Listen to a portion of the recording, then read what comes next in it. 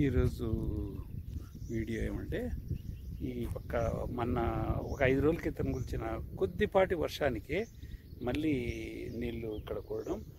ఈ సైడ్ చూడండి, కంప్లీట్గా ఏ బాటంలో అయితే ఈ నీళ్ళు ఉన్నాయో అంత లెవెల్లోనే ఈ నీళ్ళు ఇంకడం లేదు. సో ఈ నీళ్ళు మళ్ళీ బెలుకులో నుంచి వెళ్ళి దాదాపు ఒక 3 ఎకరాలు ఈ ప్రాంతంలోనే ఇవి జోములంట వెలిసినాయని చెప్పడానికి మరో కారణము. సో ఈ కాలువకు ఈ పాండుకు అవతల పక్క కూడా సేమ్ టైప్ రేషియోలోనే జోముల వల్ల పంట నష్టం జరిగింది.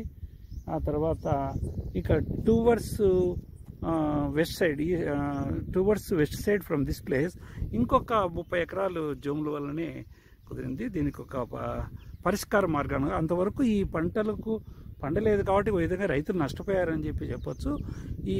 ఈ నష్టపోయిన దాన్ని ఈ క్రాప్లో వాళ్ళు దీన్ని గుర్తించి దానికి సరి అయిన పరిష్కారం చూపించవలసిందిగా కోరుతున్నాం.